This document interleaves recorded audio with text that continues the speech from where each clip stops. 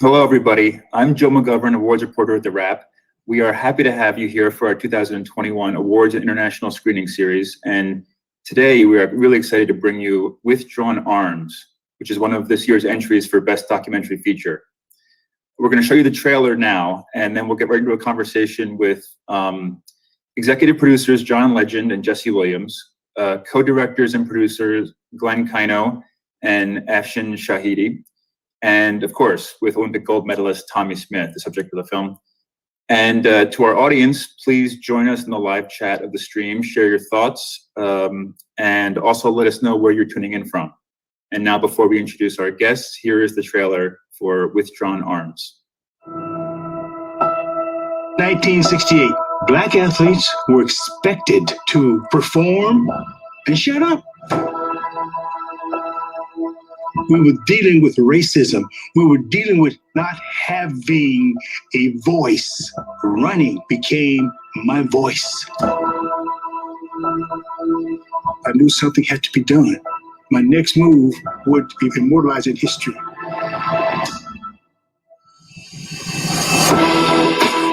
He gave us all hope so I too can do something. That's a hero. Is patriotism protesting oppression? Or is patriotism blind allegiance despite everything? It's a whole different thing to square up with white supremacy. Change doesn't happen in America without loss. After that Olympics, he was ostracized from society. When I returned home, the only job I could get was washing cars. One day, a car pulled up. They were FBI agents. Tommy was a victim of a fear of radical thought. Tommy's dreams had to be altered because of that gesture. It destroyed what I loved, running and my family. I hit rock bottom. I needed someone to hold a hand out. I did not recognize him. I said, there has to be a change. Somehow, a Japanese-American artist became one of the captains of Tommy Smith's legacy team. Tommy's salute made such an impact on me that I had to collaborate on a project with him. I said, what if we could make a cast of your arm, and then we'll figure out what to make. I thought it was admirable for him coming and doing this. He took a stand with me.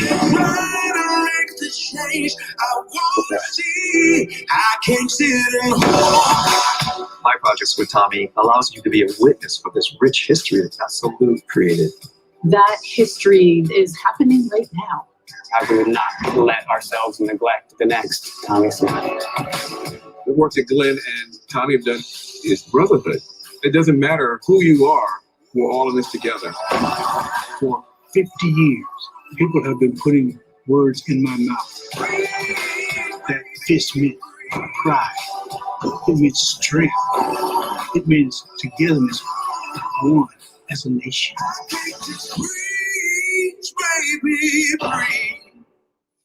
Welcome back. It is my pleasure to introduce executive producers John Legend and Jesse Williams, co-directors Glenn Kino and Afshin Shahidi, along with Olympic gold medalist Tommy Smith. Hi, everybody. Hello. Hi, Joe. Hello. Hello. Thank you so much for being here with us. And thank you, Tommy, for really everything. I mean, from the beginning and for sharing your story. Tommy, I wanted to go back to the race because in the film, Nelson George makes the point, it's a really good point, that, you know, you had to win the race first. That was the first part for all of this to be possible. In watching the film and looking at this really extraordinary footage, which is so crisp and so modern, and we're going to talk about how modern your story is actually, what were your feelings, I guess, before all the events that led up to the podium, just watching you running on the track again? It was something that I hadn't experienced before, of course, because it was the final. But yes, I had to win. But notice this: I had to win hundreds of races just to get to the final, to run the final race and win the final race. by the way, with an injured muscle in my left leg to get on the podium.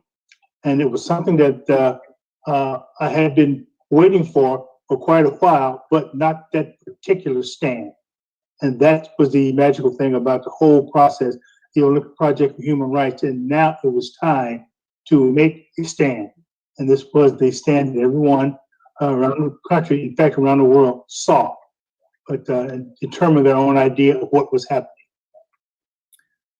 I'm curious to ask the directors, and Afshin is the director of photography as well, about the footage, which, as I said, is it's so rich looking. We even see, which is a very important point, we see the muscle. I think he refers to it as the class muscle in his forearm.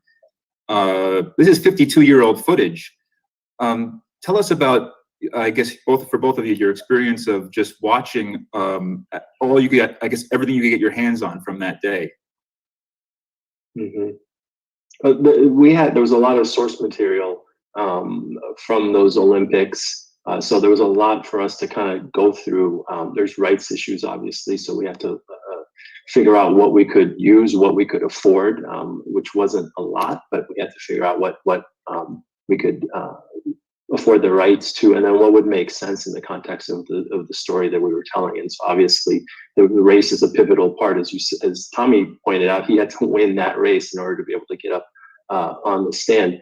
But then technically, when we had the footage and kind of had our edit down and decide what we were going to use, it was really in color correction, trying to just not modernize it, but just give it the richness that we thought it deserved. That a lot of this wasn't necessarily given to us in a pristine condition off of drives. Some of it was from streaming quality. So Glenn and I sat with our colorist and kind of went over it. We didn't want to affect it too much and change it from its original feel, but we did want to give it that kind of crispness that you noticed. So appreciate that. And there's a bit of a technical story that's pretty cool there too, which is some of that race footage you're referencing was shot on film. And so the print that you're seeing is actually transcoded to newer quality, as opposed to the stuff that we use that was actually shot on video. And so I think you're referencing some of the stuff that was re-encoded and whatnot. And it's a very interesting thing how certain formats become timeless, and that was the footage we got to use. So yeah, it's incredible. So Jesse, you're an executive producer, but you also are in the film. You do sort of tell a part of your story over the course of the movie. How did you get involved? Did one come first? I guess the filmmakers came to me. Glenn and I worked together on a variety of other projects and have businesses together, and that relationship formed as a fan of his work as an artist. So I think that it all just kind of found its way to me. John and I, one of few kind of artist activists that are huge, obviously proteges in some ways of Tommy and his journey. So I think it all just kind of, the circle became small pretty quickly.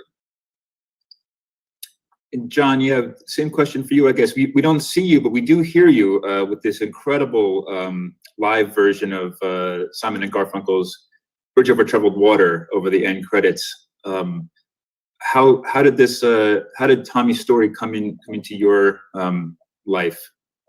Well, he was in my life long before I was ever asked to be a part of this film. I knew about that iconic moment. I knew about it when I was a kid. I used to read about people like Tommy, people who stood up for justice, stood up for equality, took the risks that they took.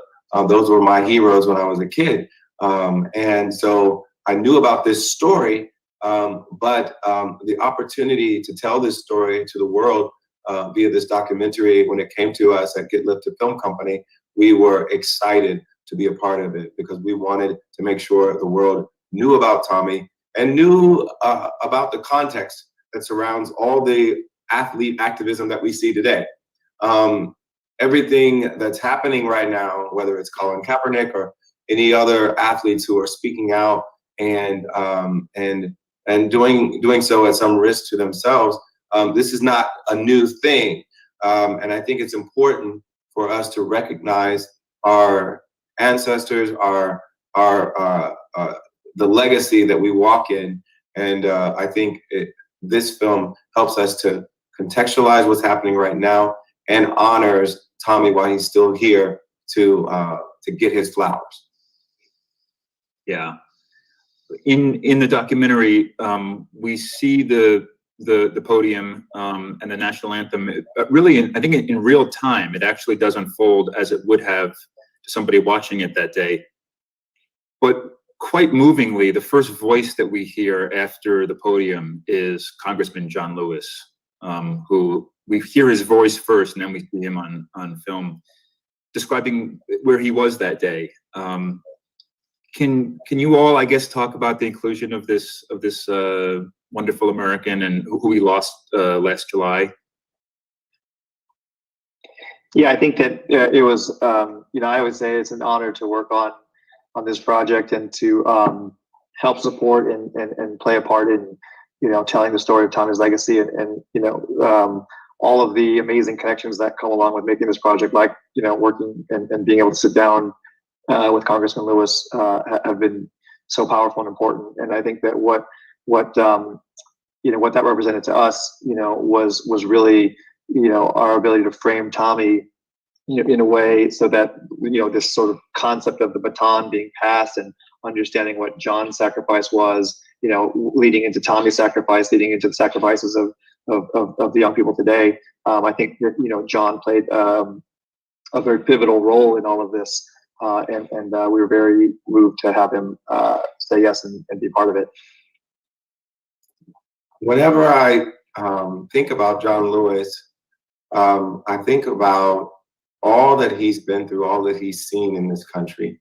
The fact that he was beaten and injured marching on Edmund Pettus Bridge so that we could all have voting rights. The fact that he lived to see the first Black president and served in Congress under the first Black president. The fact that when that Black president came into office, the Tea Party backlash was so strong that they spit on John Lewis as they were protesting Obamacare and Obama's existence as president.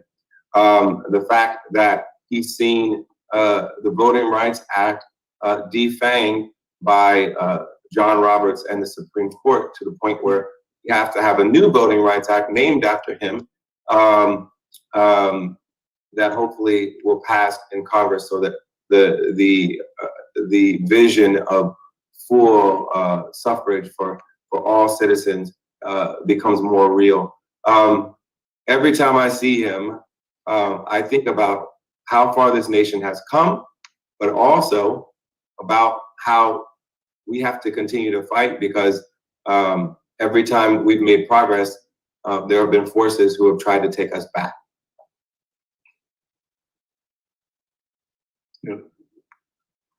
Tommy, did you want to add to that? Did you know Congressman Lewis? We have met Congressman Lewis. We traveled to Washington about 2 years ago, maybe a little bit longer, and we wait several hours just to walk up and down the halls waiting for him to welcome us in. Finally, he welcomed us in, and I looked at him. He looked at me. I think we were both surprised at my 6'5" and his height. In fact, he told me, he said, "You're a big boy, aren't you?" I said, "Yes, sir." And I said, you had this cotton in the corner over here. Does that mean something to you? He said, "Boy, I picked more of that cotton than you can speak." I said, "Well, sir, I picked 300 pounds a day." And that turned him on. We talked for minutes. He forgot that anyone else was there with me. Glenn, you were there. And a few other people were there. They just ignored them. He and I had this conversation. I hate to leave because I was talking to history, the Pettus Bridge, all the Congress acts that he was involved in. And I'm talking to a textbook. And I really enjoyed talking to him because it was more than a classroom. It was someone I was talking to as I was walking over a bridge, and that bridge was of troubled waters, which he helped seal. And I enjoyed talking to him because it made me feel WHOLE. Oh, want to ask all of you about, in addition to Tommy, some of the other voices. Many people, including many on this interview now, who weren't even born in '68. Raphael Warnock wasn't born yet in 1968. And he is our new senator. Tommy, you're new senator, quite literally, because you're in Stone Mountain, Georgia.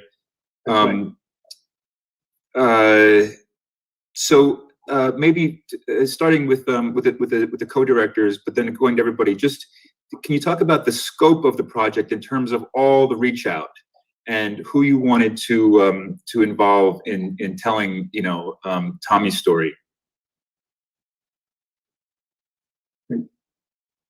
Oh, Glenn. Glenn, you're muted, my friend. Sorry about that. Just trying to have respectful VidCon etiquette. No, our board when we first started was really wide and expansive, and I think that we like I said we could probably make a making of the making of just in terms of the calamity and that ensued with us trying to capture everyone. And I think that we've always spoken that once we said the word Tommy Smith, most people, everyone was down to do it, but as you can imagine, you know, with everyone being busy and this project going on over the course of 6 years, it was a magical triangulation almost for every person you see, you know, in that, because I think what Afshin and I tried to do is be active agents, you know, in connecting the dots in ways that hadn't been connected. We knew that the story wasn't, you know, was you know, in need of transformation to make it, you know, really sort of, you know, connect in ways, and that's what Tommy and my work started with. But working with Jesse and John and Mike and Ty and the team at Get Lifted and Afshin and all of our teams to triangulate with every person, I think it was a magical circumstance that brought everyone together. So, and part of it too, our aim was not to necessarily have a traditional talking head documentary, and as much as possible, we wanted it to come from Tommy's voice. The people that ended up being in the film are all people that were somehow affected directly by Tommy's action. His, you know, so that was also important. We weren't trying to get, you know, scholars on history or anything. We wanted people that had some direct impact from his action. Jesse, did you want to comment on that too? I mean, just the getting a very wide scope in terms of telling this story. Yeah, it really became about lifting this, allowing this image to come down off the wall, this black and white image, and let it be the inflated, incredible human being that he is, and not only talk about how those moments, more than one moment, but those moments and all that work and all that risk and all that bravery has directly impacted me and the other folks who shared their time in the film, but also having a real understanding, some kind of understanding, and certainly an appreciation for the fact that, you know, we say this happened, you know, over 50 years ago. That means Tommy's been living for over 50 years since then, since he climbed down off that podium, since the best moment in his life also became the worst moment in his life.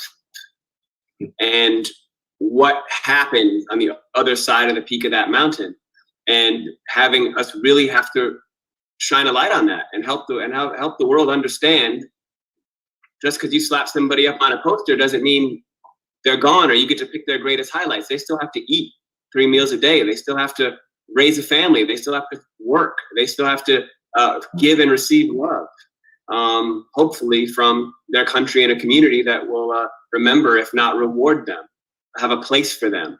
What is it like to be this figure who we lionize, but can walk by somebody selling posters and pictures, not recognize him? You know, that you're more famous on a wall than, or you know, more understood and appreciated in one context than another. That's what became so really interesting for me and these guys in the team to really unpack and help the audience really understand and smell the texture of that, particularly in a life cycle now where we move through information and people so quickly. And there's so many stories and so many channels and so many ways for people to directly communicate with the world. That wasn't the case in '68. This was, I think, the first time this entire ceremony and this process was broadcast live. Very rare to have the world's attention back then, which is a very easy moment to just let go so you can move on with your life. This is not a, so really understanding. We use the word bravery and sacrifice and risk pretty flippantly nowadays. So one of the things I was excited to examine was really redefining that for people and contextualizing that. This is a once in a generation experience. Yeah, Tommy, that's it's so true what Jesse says, and the documentary spends the first 15 or so minutes on the Olympics in '68, and the rest of it is about your life and many lives in the 52 years since. Was there any reluctance when the filmmakers came to you and proposed this idea of doing your story, but also bringing in so many modern elements, the way that your story has rippled over these decades? I was rather surprised after Glenn entered my front door without my knowledge, and how we were going to bring this together. Of course, my wife had a lot to do with him getting in the front door, because she pushed me out of the way and said, "Now, who are you?" Glenn explained to her. Of course, he won that battle, so he came in the front door, and I wanted to get involved immediately, because I'm one of these persons who like to talk about history. Little did I know that he was really coming to do a documentary. So I showed him the race. I showed him the steps of the scientific moves I did in that particular race, and he was quite interested.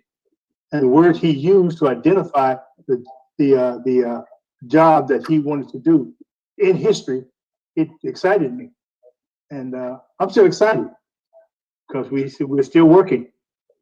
And his cabinet, his office that he does is great.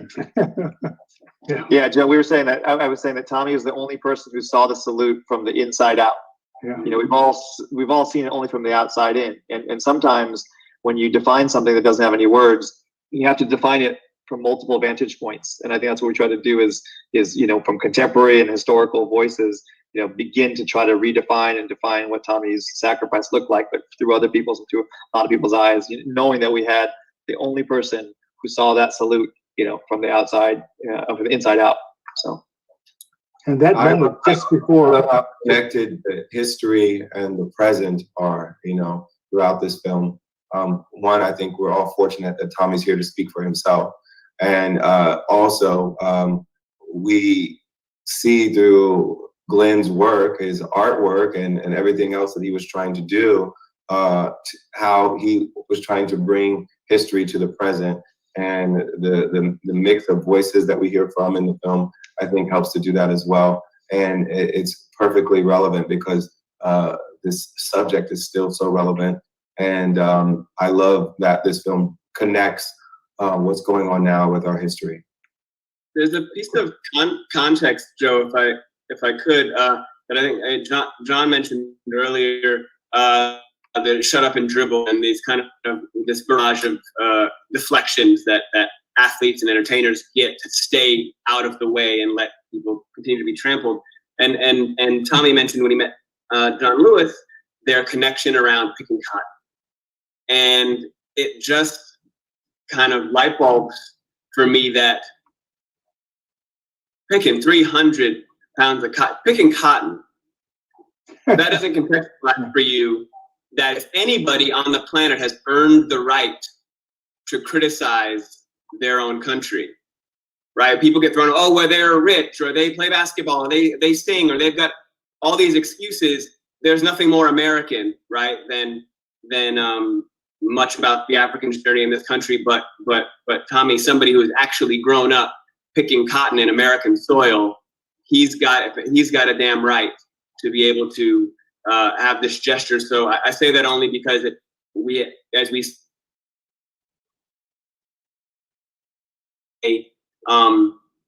don't be distracted. There's always some excuse. They did it to Tommy Smith. Yeah. Sure. I'd like to maybe spend a minute talking about the wish list that is that we get to see come true over the course of the film. You know, Glenn, you've known Tommy for quite a number of years now. It's really one of the most moving parts of the film as it goes on into the later stages. So could you just tell us about that and how that evolved? Sort of your secret trick to fulfill Tommy's wish list. Yeah, look, there's no secret trick except for I'm a tenacious dude who does not give up. But I'll also say, you know, when you are armed with the responsibility and honor that I felt that and trust that Tommy was giving to me, it makes it that much easier to get up in the morning and to fight and to fight for Tommy, because you know, we I think Afshin and I felt, you know, at every conversation, at every turn, to try to make these impossible things happen.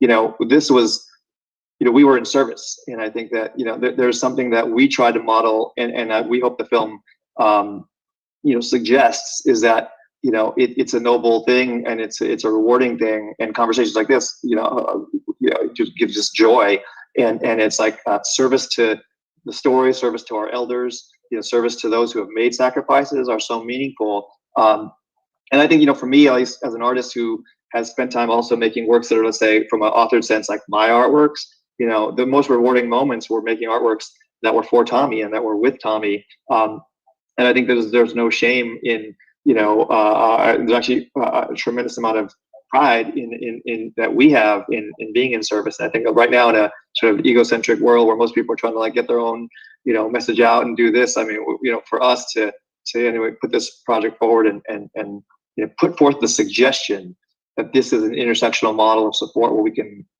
work together and collaborate to tell each other stories and to unite each other, you know, I think was what carried the day. So,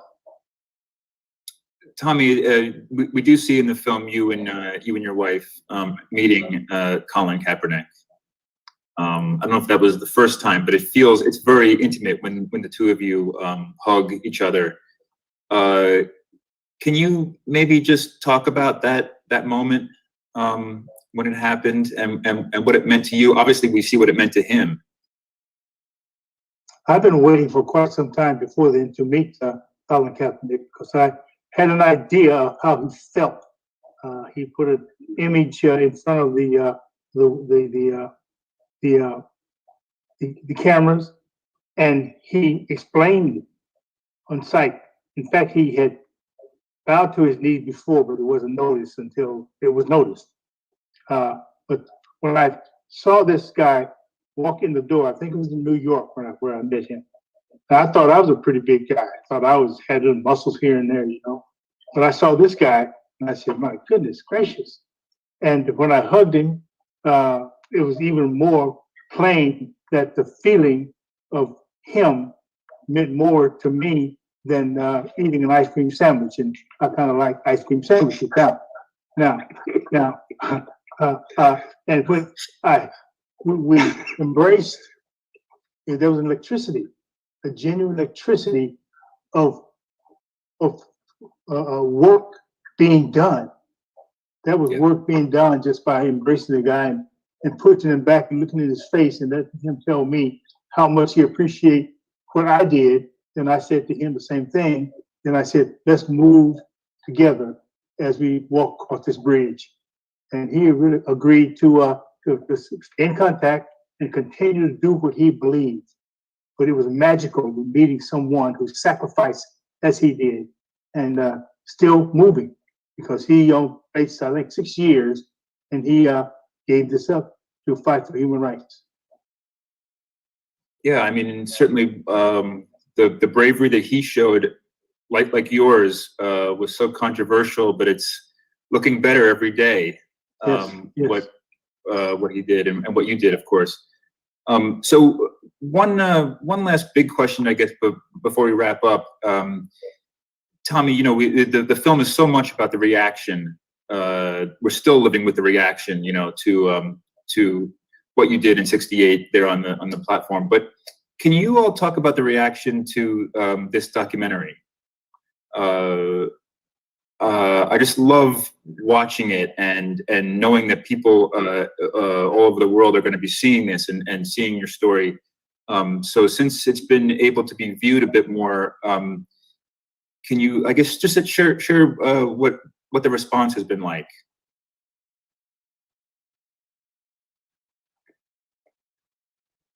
I'll talk about just an aspect of it, and yeah, Glenn will clean up whatever I say. One of the joys actually has been being able to share this with a younger generation who may have not known Tommy, and as a result are finding out about him, and what they're realizing is that image, that iconic image of Tommy with his fist up, is something that has been in their subconscious, and to not connected with the actual person that performed it versus the version maybe of Jay-Z dressed as Tommy for Halloween, which is where they might recognize it from.